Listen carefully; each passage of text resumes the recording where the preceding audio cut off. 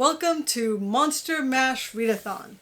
This is a readathon that I found through one of my booktube video people that I watch, Gabby Reads, and she apparently does this every year for Halloween, and this is the first I've heard of it, so I'm gonna do it. It's got prompts, just like any other readathon, and it's supposed to go from October 28th to October 31st. So this is great because I'm actually on vacation with work, so I'm actually able to enjoy a true readathon. This is great stuff. And so, welcome. And I'm going to tell you the prompts real quick. So the prompts are I'm kind of cheating actually, because the prompts can all be done by one book. So I figured I would discuss with you at least one book, maybe two, and then kind of go in details of my experiences and thought process as I'm reading the book. There's 4 prompts, like I said. The first one is let a coin toss decide on your first read. And then the second one is read a book with a monster in it or on the cover. And then the third one is listen to a spooky audiobook or read a horror graphic novel or manga. And then the fourth one is listen a book at night or in the dark. So all this can be prompts. All these prompts can actually hit one book if I really wanted it to. Because the 2 books that I am considering, the 2 books I'm going to allow the coin toss to decide on which one I read first is Jurassic Park and House of Hunger. So Jurassic Park, House of Hunger. Which one's going to win? Both of these books are, if you really think about it, are about monsters. The Jurassic Park is off of, I'm sure a lot of people know about Jurassic Park the movie. There's a book. And I'm going to read the first one.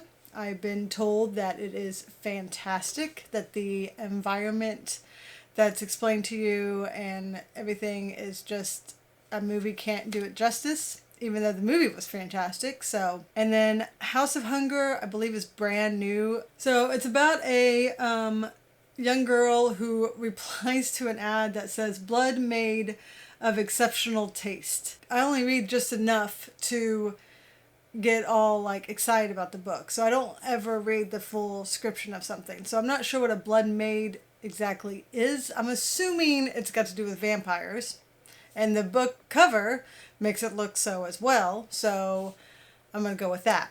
And the reason, so monster wise, obviously Jurassic Park, dinosaurs are the monster, and then blood made would be the vampire. I'm excited for either one. And so I'm really excited about Jurassic Park, but I am excited about House of Hunger because it's the same author who wrote A Year of the Witching, and I really enjoyed that book. I think I gave that book 4 stars, and so this is her next book. The Year of the Witching was a debut, and I am excited to see if she grows or not, and as an aspect of a writer. So we'll see which way that goes with this coin. Haha. Let's go with heads if House of Hunger, tails it's Jurassic Park. Yeah? Sound good? Let's go. Okay, let's try that again.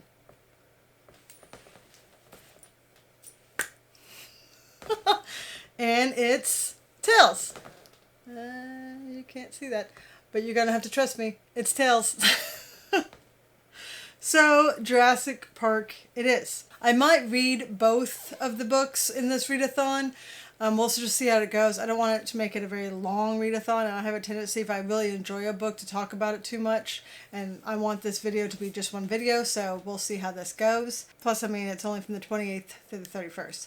But it will take care of all my prompts, too, because it'll take care of the monster prompt.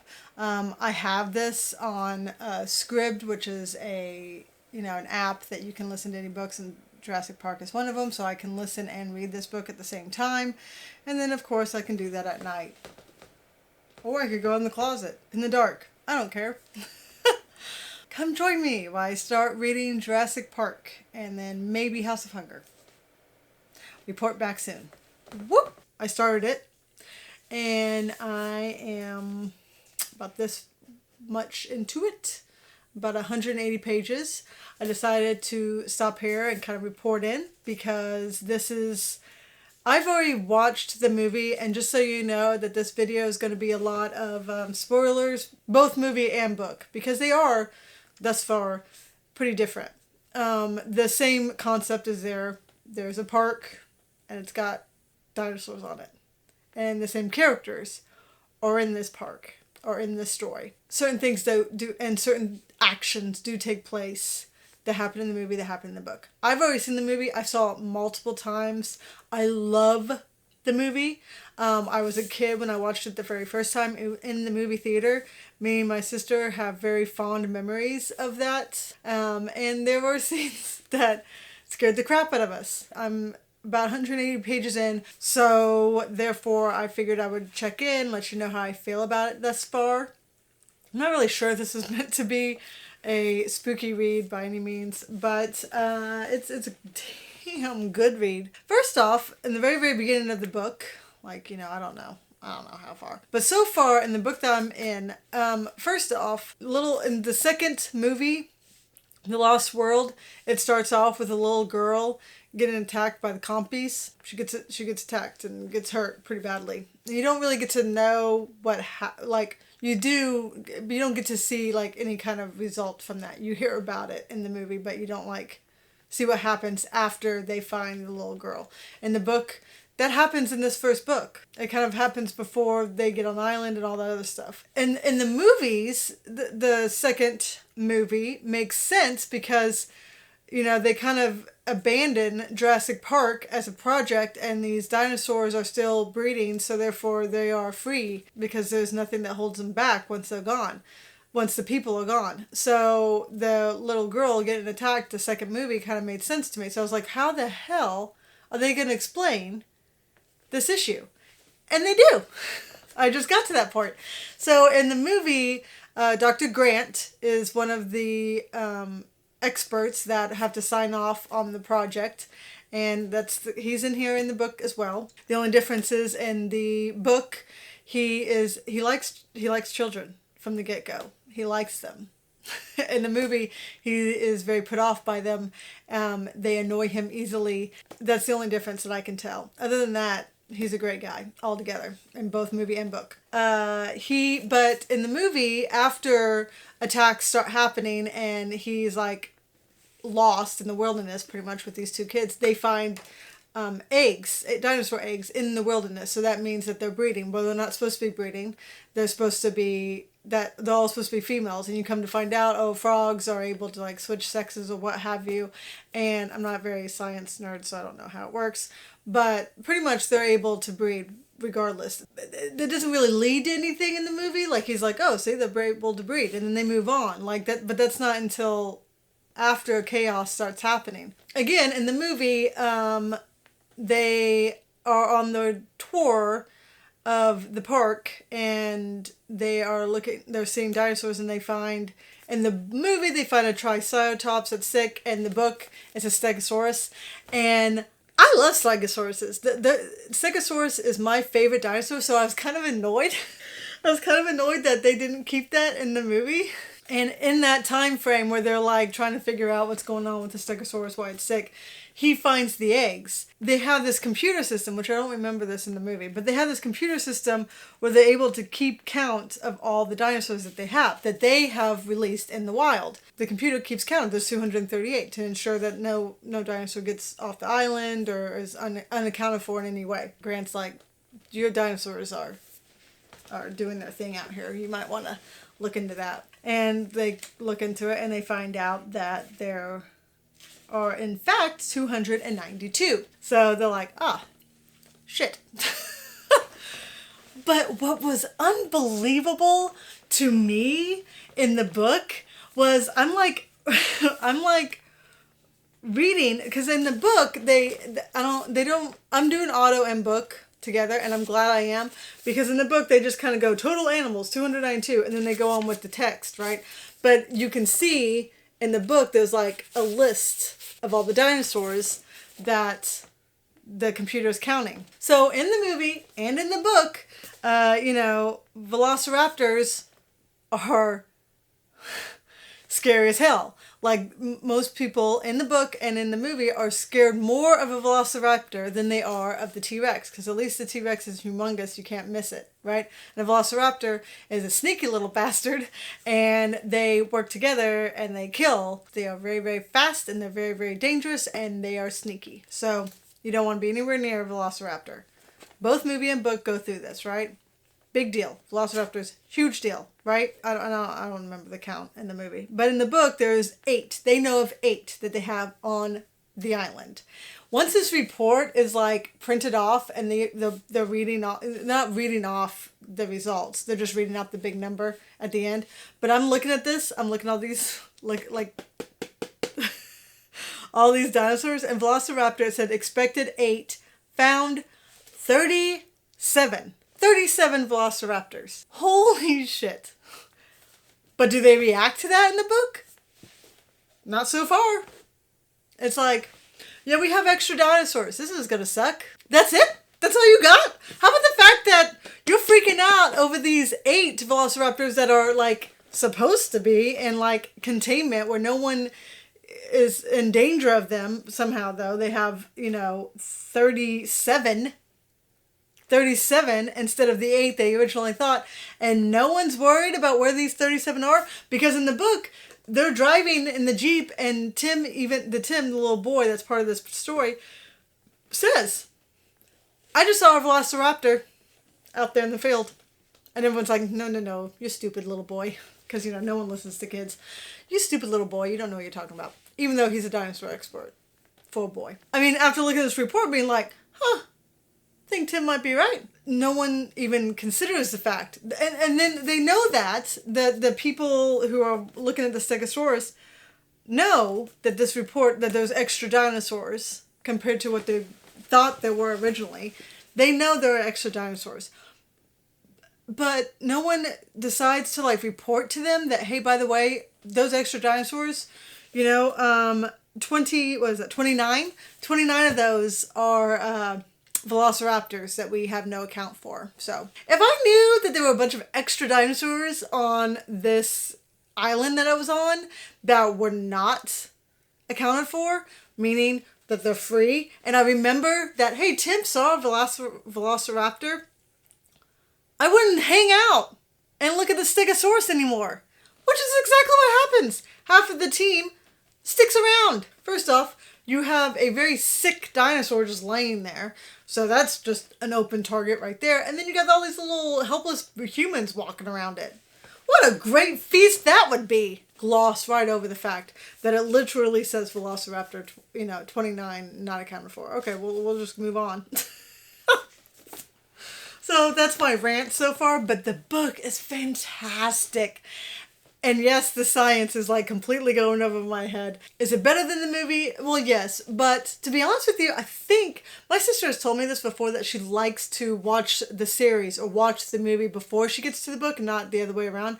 Because that way, it's almost like the extra, the special features, the extra stuff, the extra features that you get after the movie. So you get to actually enjoy the movie, not knowing that there's more to it. And then you can pick up the book and get even more of that story. And I think she's right. I think she's right. Because I did the whole Stephen King thing, and I read the books before the movies.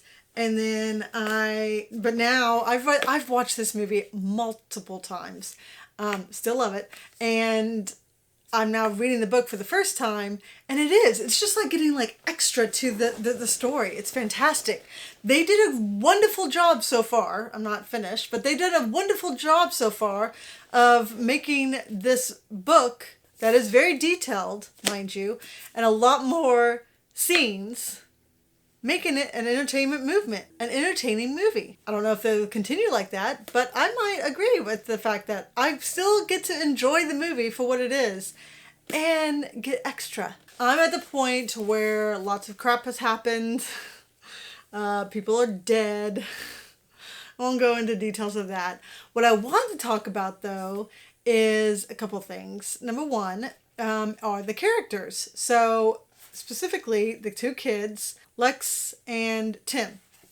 And then I also want to talk about Hammond, who is the guy that funds everything, is the rich old man. In the movie, I remember Lex and Tim being freaking annoying, but I did also think that Lexi was freaking, towards the end, she was extremely brave.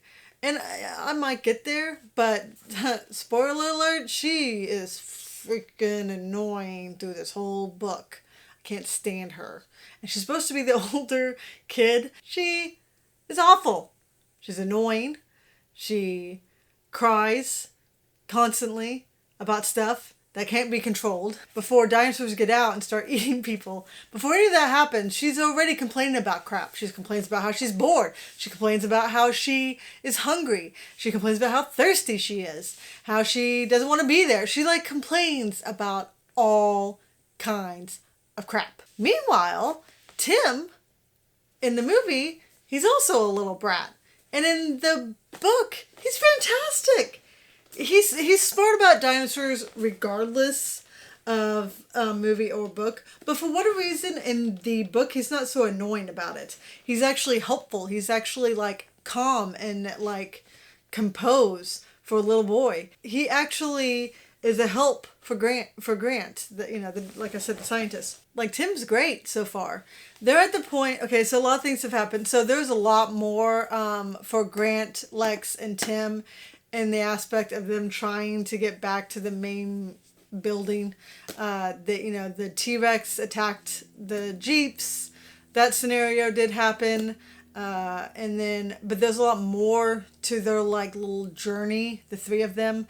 I haven't, in the movie, there's a situation with the electric fence. I haven't hit anything like that in here, but I honestly don't need it. Pterodactyls, or a version of them, play a part in this book, and they don't play a part until the third movie, so I'm kind of surprised to see them playing a part, a pretty good scene between the two kids and Grant and the enclosure that these dactyls are in. But like I said, Lexi in the movie, she redeems herself in my eyes.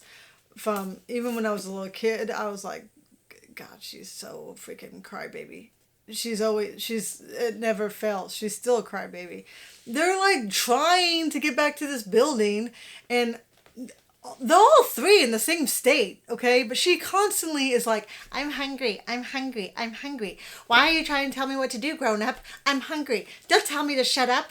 She gets annoyed when Grant's I need you to listen to me if we're going to survive. And she's fine. Meanwhile, Tim is trying to do whatever he can to help out. He's giving her excuses of why she acts the way she does. And I don't remember ever liking Tim in the movie at all. But I like him in this book a whole lot. Hammond, who's the old man who made this all possible, money, money, money. In the movie, I liked him.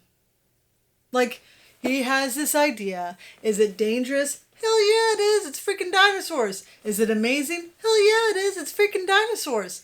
But he seems like a genuine good guy that's just kind of naive about the situation that he has created. And even in the end, he is this was a bad idea. But in the book, at no point in time so far, now the kids and Grant are still out where I'm at. The kids and Grant are still out in the middle of nowhere, trying to get back to the building, and everyone else is back at the building who's survived so far, trying to get a helicopter, okay? Which, by the way, in the book, they the boat that plays a big part in the movie, where the bad guy is supposed to escape with his little embryos, and he's making them wait. First off, it leaves well before this guy even starts putting his plan into action. So I don't know what his idea was or what his plan was to get off of that island. I think and not only that, but in the book, it seemed like he was planning on coming back and acting like, oh, the system's so down here, let me fix that. But in the movie, like, his plan was to get out of there. I don't know about, but that's, it plays a bigger part. I forgot his name, but the bad guy, the guy that causes all the chaos, plays a bigger part in the movie than he does in the book. So Hammond is just in the movie. He's swell. He's a decent guy. Okay, but in the book, he's like, and I'm like I said, I'm like this far in, and he's still a dick. I don't know what else to say about the man. He's like having a conversation with Wu, who is the scientist that has created these dinosaurs. He's having a conversation with the guy, and he's like, you know why I went this way? You know why I went this route? Because no one can stop me. This is not a, like, if you go through, like, health situation, like a health scientific discovery, you're always like, you're really going to charge a bunch of money to cure cancer? What a complete dick. Like, I'm not about that. So what I'm going to do instead is I'm going to go through the entertainment route of scientific discovery. And I created these dinosaurs, and now I'm going to have an entertainment. Well, for the rich people, at least. It's going to be entertainment, because no one can stop me on how much I'm going to charge for. Because going to this park is not a necessity. It's not going to cure cancer. So I can charge whatever I want and not look like a complete dick. Chaos is going all around him, and he is not... Like, he has his moments where he's like, find my grandkids, but it's not in any way heroic. All he cares about is making money. And the cheaper, and then not only that, but the other characters that were on this island with him throughout this book before, the scientists come on to, like, give their stamp of approval. All those people are like, you wanted to cut costs. You didn't want to do this, so now we don't have this. And you didn't want to do that, so now this is happening. Like... they're like, this is all happening because you were cheap about it. You did this cheaply. And he says, not everyone's going to enjoy this. I'm not going to allow it to be, cheap. It's in the movie, it just seemed like he wanted everyone. He even says in the movie at one point in time, I'm just now realizing this, he even says that he wants everyone to experience this. But in the book, he's like, this is only going to be meant for the rich people, because only the rich people are going to be able to afford to come to this thing. I don't like him in the book. At all. Not even a little.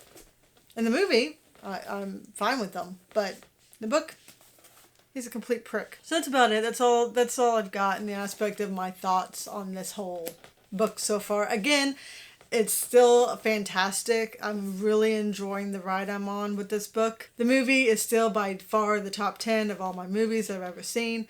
I loved that experience as a kid, as an adult. My daughter has already watched the movie. She's only 4, but she loves the T-Rex. I mean, what can I say? It's a great movie, and it's a great book. They're both equally great. So, hopefully we'll see how the ending goes, and hopefully I end it today, so that way I can report to you tonight. We'll see. Okay? Back soon. And it's me again. I just finished the Jurassic Park book. Like I said, I did finish it today, so that's, I guess, good as a goal situation. I guess this is going to be a 2-parter in the aspect of this readathon. So the first part will be all about this book, and then I think I'm going to do another book, probably do that vampire book. So I think I'll go ahead and read the House of Hunger book that I was doing that coin flip for, since I was able to read this in 2 days. I feel like maybe I can go ahead and get that one knocked out as well. That way it's more than just one book for a readathon. So where I left off, I was talking about Hammond, Lex, and Tim, and how I felt about them, and that never changed. Lex is still an annoying little brat, and she stays that way all the way through the book. I did not like her at all. In the movie, in the end, she is brave, and she takes care of her brother, and she's very, very smart. She's the one that, like, in the movie, she's the one that takes care of the computer and all that. And in the book, she's useless, and she complains a lot. They finally get to the main building, and they're, like, in the kitchen cafeteria area. Grant leaves them and the two kids are talking about what they want to eat, and she is fixated on ice cream. In the book, it's like really, really, really dark, and so she apparently can't see at all. Tim still has the night goggles, and so he's like getting her to go through the building so they can find food. And the first thing he finds is like a welcoming bowl of candy, and she doesn't even want to take one bite of the candy. She's like, I told you I wanted ice cream.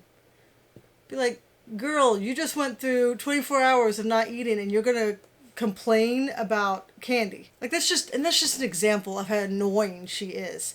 And it goes throughout there were times that Tim is truly in trouble and she's just being this annoying little nag in his ear while he's trying to figure some stuff out. Like, it's just, ugh. I'm not going to talk too much about the ending because it actually does. It's a completely different ending than the movie. Even, like, death scenes are completely different. I was shocked and surprised to see who made it and who did not. And so I'm not going to discuss that because even though I told you this was a shocker, my husband has not read this book and has made it very clear that he does not want to be spoiled by that.